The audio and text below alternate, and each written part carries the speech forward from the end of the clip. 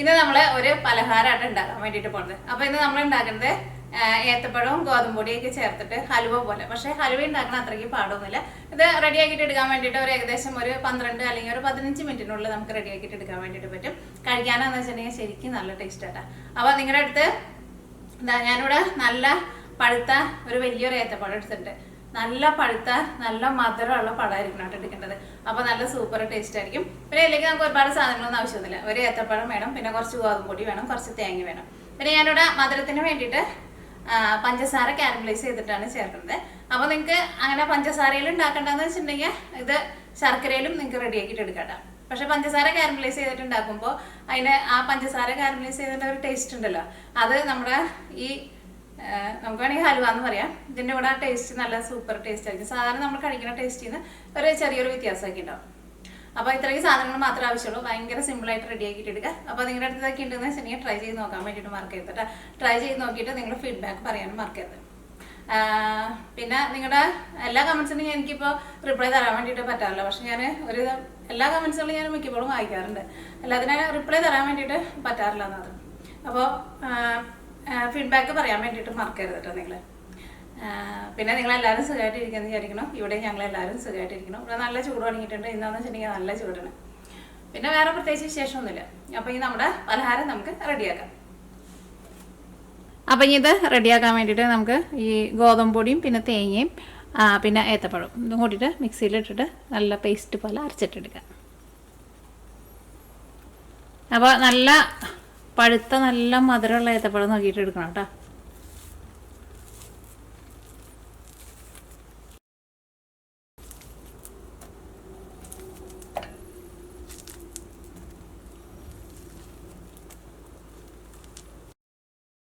അടുത്തത് ചേർക്കുന്നത് തേങ്ങയാണ് ചേർക്കുന്നത്. ഇതേപോലെ ഇങ്ങനെ ടേബിൾ സ്പൂണിൽ ഇങ്ങനെ നിറച്ചെടുക്കുന്നുണ്ട്. 2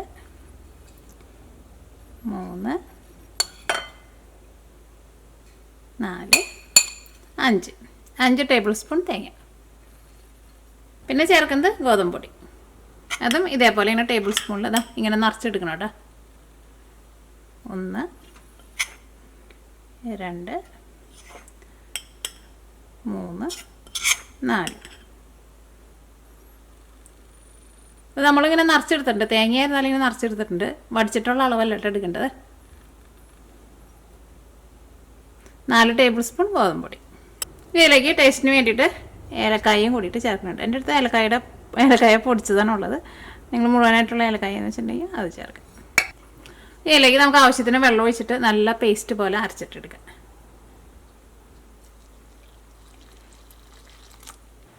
ഇനി നമുക്കിത് നല്ല പേസ്റ്റ് പോലെ അരച്ചിട്ടെടുക്കാം.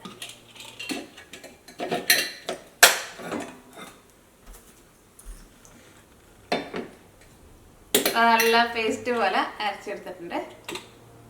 ഇനി നമുക്ക് കണ്ട് നീക്കി വയ്ക്കാം. ഇനി നമുക്ക് ഇതിലേക്ക് പഞ്ചസാര കാരമലൈസ് ചെയ്തിട്ട് ചേർക്കണമെന്ന് പറഞ്ഞില്ലേ, അത് നമുക്ക് റെഡിയാക്കാം. അപ്പോൾ നിങ്ങൾക്ക് പഞ്ചസാരയ്ക്ക് പകരം നിങ്ങൾക്ക് വേണമെന്ന് വെച്ചിട്ടുണ്ടെങ്കിൽ ശർക്കര ചേർക്കാം കേട്ടോ. ശർക്കര എന്ന് വെച്ചിട്ടുണ്ടെങ്കിൽ നിങ്ങൾ മധുരത്തിനനുസരിച്ചിട്ട് ചേർക്കാം. ശർക്കരയിൽ കുറച്ച് വെള്ളം ഒഴിച്ചിട്ട് നമ്മൾ ഫസ്റ്റ് ശർക്കര ഒന്ന് അരിച്ചിട്ട് എടുക്കില്ല, അതേപോലെ എടുക്കാം. എന്നിട്ട് പിന്നെ ബാക്കിയുള്ളതെല്ലാനും നമുക്ക് നിങ്ങൾ ചെയ്യുമ്പോൾ സെയിം ആയിട്ട് ചെയ്യാം. അപ്പോൾ ഇതാണ്ട് നീക്കി വയ്ക്കാം. അപ്പോൾ ഞാനിവിടെ 3/4 കപ്പ് പഞ്ചസാരയാണ് ചേർക്കുന്നത്. ഇത് 1/2 കപ്പാട്ടാ. അല്ലെങ്കിൽ നിങ്ങൾ ചായ കുടിക്കുന്ന ഗ്ലാസ്സിൽ അളവ് കൊടുത്തോ. അല്ലെങ്കിൽ നിങ്ങൾക്കിപ്പോൾ മധുരം നിങ്ങളുടെ ഇതിനനുസരിച്ചിട്ട് ചേർക്കാം. നിങ്ങൾക്കിപ്പോൾ തീരെ മധുരം വേണ്ടെന്ന് വെച്ചിട്ടുണ്ടെങ്കിൽ ഒരു 1/2 കപ്പ് പഞ്ചസാര ചേർത്താൽ മതി. പക്ഷേ ഞാനൊരു 3/4 കപ്പ് ചേർക്കുന്നുണ്ട്.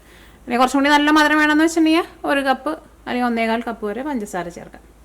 ഇതിലേക്ക് ഒരു 5 ടേബിൾ സ്പൂൺ വെള്ളം ചേർക്കാം, സാധാരണ വെള്ളം. അപ്പോൾ ഞാനിവിടെ തീ ഓണാക്കിയിട്ടുണ്ട്. ചെറിയ തീയിലാണ് വെച്ചേക്കുന്നത്. 3 4 5. ഈ പഞ്ചസാര നമ്മൾ കാരമലൈസ് ചെയ്തിട്ട് എടുക്കില്ലേ, നല്ലൊരു ഗോൾഡൻ കളറാക്കിയിട്ട് എടുക്കില്ല, അതേപോലെ വരണം. അങ്ങനെ വരാൻ വേണ്ടിയിട്ട് കുറച്ച് സമയം എടുക്കും. തീ ഒരുപാട് അങ്ങോട്ട് കുറച്ച് വെക്കേണ്ട, എന്നാൽ ഒരുപാട് കൂട്ടി വെക്കേണ്ട, ഒരു മീഡിയം ഫ്ലെയിമിൽ വയ്ക്കാം. അപ്പോൾ നോക്കിക്കേ, നമ്മുടെ പഞ്ചസാരയുടെ ഇതിനകത്ത് നിറച്ചിങ്ങനെ ബബിൾസ് വന്നിട്ടുണ്ട്. സൈഡിൽ നിന്നായിട്ടുണ്ടെങ്കിൽ ചെറുതായിട്ട് ഇങ്ങനെ കളർ മാറി തുടങ്ങിയിട്ടുണ്ട്. ഇതേപോലെ ഇങ്ങനെ വന്നിട്ടുണ്ടെന്ന് വെച്ചിട്ടുണ്ടെങ്കിൽ പെട്ടെന്ന് കളർ മാറാൻ വേണ്ടിയിട്ട് തുടങ്ങും. അപ്പോൾ നിങ്ങൾ ചിലർ പറയുന്ന ഒരു പരാതിയാണ്, ചിലപ്പോൾ ഇങ്ങനെ പഞ്ചസാര കാരമലൈസ് ചെയ്യുന്ന സമയത്ത് അത് ഇങ്ങനെ കളർ മാറി വരണില്ല എന്ന്. അത് ഭയങ്കര തീ കുറച്ച് വെച്ചിട്ടാണ് അങ്ങനെ വരണത്. തീ അത്യാവശ്യം നന്നായിട്ട് കൂട്ടി വയ്ക്കാമെന്ന്. ഇതിൻ്റെ ഉള്ളിൽ പുക കയറാനും പാടില്ല, അങ്ങനെ വെച്ചാൽ മതി. അപ്പോൾ സൈഡിൽ നിന്ന് കളർ മാറി തുടങ്ങിയിട്ടുണ്ട്.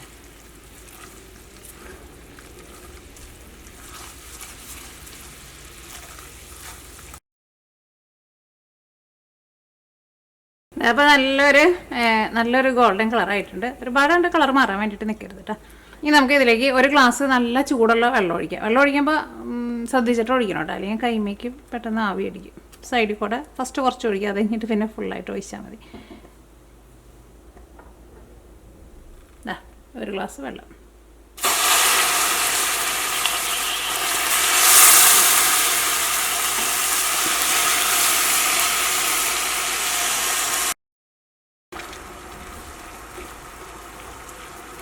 അങ്ങനെ വെള്ളം കൂടിയും ചേർക്കണം കേട്ടോ. അത് കഴിഞ്ഞിട്ട് വേണം നമ്മൾ മിക്സിയിൽ അരച്ച് വെച്ചിട്ടില്ല അതും കൂടിയിട്ട് ചേർക്കാൻ വേണ്ടിയിട്ട്. ഇങ്ങനെ വെള്ളം ചേർക്കാണ്ട് നമ്മൾ ആ മിക്സിയിൽ അരച്ച് വെച്ചത് ഇതിലേക്ക് ചേർത്തിട്ടുണ്ടെന്ന് വെച്ചിട്ടുണ്ടെങ്കിൽ പെട്ടെന്ന് എല്ലാം കൂടിയിട്ടാണ്ട് ഭയങ്കര തിക്കായിട്ട് ഭയങ്കര ഹാർഡായിട്ട് വരും കേട്ടോ. വെള്ളം അങ്ങനെ ഒരു ഗ്ലാസ് ചേർത്ത് കഴിഞ്ഞിട്ട് വെള്ളത്തിൽ നമ്മുടെ ഈ പഞ്ചസാര എല്ലാവരും നന്നായിട്ട് ആ കാരമലൈസ് ചെയ്ത് നമ്മൾ ആ വെള്ളം ഒഴിക്കുന്ന സമയത്ത് അങ്ങോട്ട് കട്ടയായിട്ട് വരും. അത് വെള്ളത്തിൻ്റെ കൂടെ നന്നായിട്ടൊന്ന് ചേർന്ന് വരണം. നന്നായിട്ട് ചേർന്ന് വെള്ളം നല്ല ക്ലിയർ ആയിട്ട് വന്നിട്ടുണ്ട്. ഈ തീ നന്നായിട്ട് കുറച്ച് വയ്ക്കുക. 2 ടേബിൾ സ്പൂൺ നെയ്യ് ചേർക്കുക. ഇതാ നെയ്യ് അല്ലെങ്കിൽ ബട്ടറോ, അല്ലെങ്കിൽ ഇപ്പോൾ നിങ്ങൾക്ക് നെയ്യും ബട്ടറും നിങ്ങളുടെ അടുത്ത് ഇല്ലയെന്ന് വെച്ചിട്ടുണ്ടെങ്കിൽ അതിന് പകരം വെളിച്ചെണ്ണ ചേർക്കുക, അല്ലെങ്കിൽ ഓയിൽ ചേർക്കുക. പക്ഷേ നെയ്യ് ചേർക്കുമ്പോൾ കുറച്ചും കൂടി നല്ലൊരു ടേസ്റ്റ് ഉണ്ടാവുമല്ലോ. 2 ടേബിൾ സ്പൂൺ നെയ്യ് ഇതേപോലെ ഇങ്ങനെ ടേബിൾ സ്പൂണിൽ നിറച്ചെടുത്തിട്ടുണ്ട്.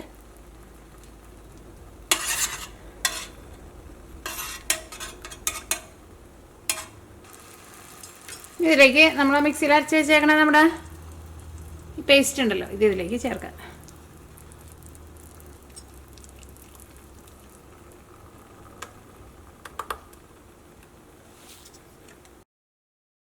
ഇനി നമുക്ക് ഒരു മീഡിയം ഫ്ലെയിമിൽ വെച്ചിട്ട് വേണം ഇത് ഒന്ന് ഇളക്കിയിട്ട് എടുക്കാൻ വേണ്ടിയിട്ട് പ്രത്യേകം ശ്രദ്ധിക്കുക. കാരണം തീ അങ്ങനെ കൂട്ടി വെച്ചിട്ടുണ്ടെന്ന് വെച്ചിട്ടുണ്ടെങ്കിൽ ഇത് ഭയങ്കര പെട്ടെന്ന് തിക്കായിട്ട് വരും. കാരണം ഇതിലേക്ക് നമ്മൾ ആ ഗോതമ്പൊടി ചേർത്ത്, ഗോതമ്പൊടി ആയിരുന്നാലും പിന്നെ ഏത്തപ്പഴമൊക്കെ ആയിരുന്നാലും ഒന്ന് നന്നായിട്ട് വെന്ത് വരണമല്ലോ.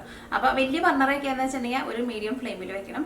സാധാരണ ബർണറൊക്കെ എന്ന് വെച്ചിട്ടുണ്ടെങ്കിൽ ഒരു മീഡിയം ഫ്ലെയിമിൽ വയ്ക്കുക. അത് അനുസരിച്ചിട്ട് നിങ്ങൾ അഡ്ജസ്റ്റ് ചെയ്ത് വെക്കുക. തീ ഒരുപാട് കൂട്ടി വെക്കേണ്ട, പക്ഷേ ഒരുപാട് സമയം എടുക്കില്ല. ഒരു 12-13 മിനിറ്റിനുള്ളിൽ നമ്മുടെ അപ്പം ഹലുവ അത് നമുക്ക് സെറ്റായി കിട്ടും. ഇവിടെ 2 നുള്ള ഉപ്പും കൂടിയിട്ട് ചേർക്കുന്നുണ്ട് കേട്ടോ. ഒരു നുള്ളു കൂടി ചേർക്കണം. അപ്പോൾ ഇതൊന്ന് തിക്കായി വന്നു തുടങ്ങിയിട്ടുണ്ട്. അപ്പോൾ ഞാനിതിലേക്ക് ഇനി ഒരു 2 ടേബിൾ സ്പൂൺ നെയ്യും കൂടിയിട്ട് ചേർക്കുന്നുണ്ട്. അപ്പോൾ നെയ്ക്ക് പകരം നിങ്ങൾക്ക് വെളിച്ചെണ്ണ വേണമെന്ന് വെച്ചിട്ടുണ്ടെങ്കിൽ വെളിച്ചെണ്ണ ചേർക്കാം കേട്ടോ, കുഴപ്പമൊന്നുമില്ല.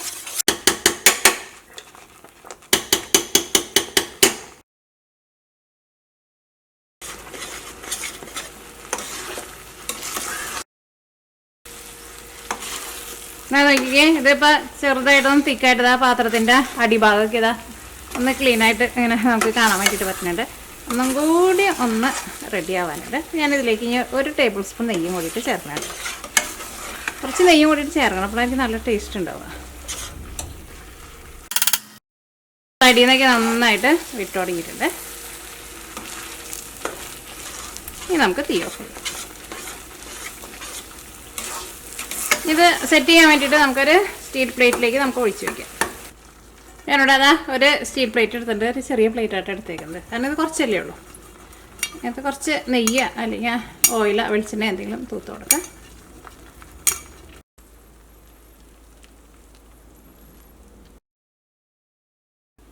ഇത് നമുക്ക് തണുക്കാൻ വേണ്ടിയിട്ട് വെയിറ്റ് ചെയ്യാം. നന്നായിട്ട് തണുത്ത് കഴിയുമ്പോൾ ഇത് നമ്മൾ ഹലുവയ്ക്കും കട്ട് ചെയ്തിട്ട് എടുക്കില്ലേ, അതേപോലെ നമുക്ക് നല്ല പീസായിട്ട് കട്ട് ചെയ്തിട്ട് എടുക്കാൻ വേണ്ടിയിട്ട് പറ്റും. അപ്പോൾ ഇനി ഇത് ഇവിടെ ഇരുന്നിട്ട് നന്നായിട്ടൊന്ന് തണുക്കട്ടെ.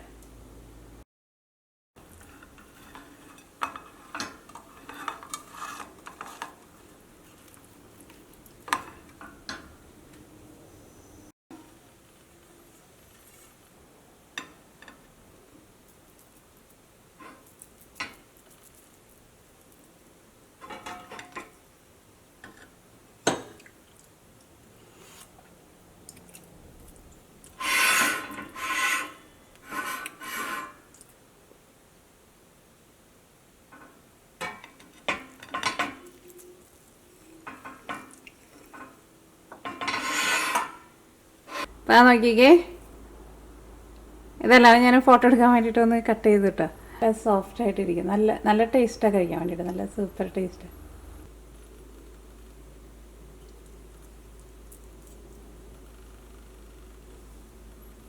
നമ്മുടെ ഏത്തപ്പഴം കൊണ്ടുള്ള പലഹാരം റെഡി ആയിട്ടുണ്ട്. നല്ല സോഫ്റ്റ് ആയിട്ടിരിക്കും കേട്ടോ, കഴിക്കാൻ വേണ്ടിയിട്ട് നല്ല സൂപ്പർ ടേസ്റ്റാണ്. കഴിച്ചു നോക്കിയിട്ട് പറയാം.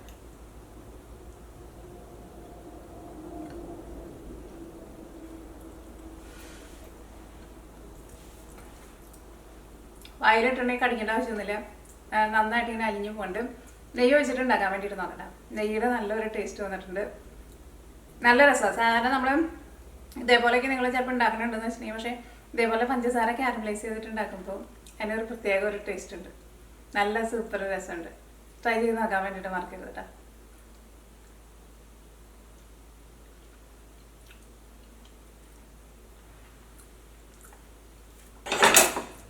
നല്ല വെണ്ണ പോലെയാണ് അരിയുന്നത്. നല്ല അടിപൊളി ടേസ്റ്റ്.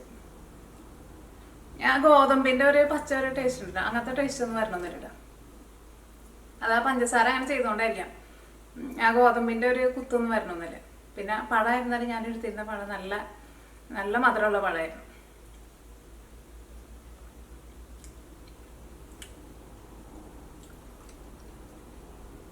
ശരിക്കും എന്താ പറയാ, നല്ല വെണ്ണ പോലെയാണ് ഇരിക്കുന്നത്. ജസ്റ്റ് ഇങ്ങനെ വയൽ വെച്ചിട്ട് അലിയിച്ച് കൊടുത്തിട്ടുണ്ടെങ്കിൽ അവിടെ അരിഞ്ഞു പോകും. ടേസ്റ്റാന്ന് വെച്ചിട്ടുണ്ടെങ്കിൽ നല്ല, എനിക്ക് നല്ല ഇഷ്ടമായി.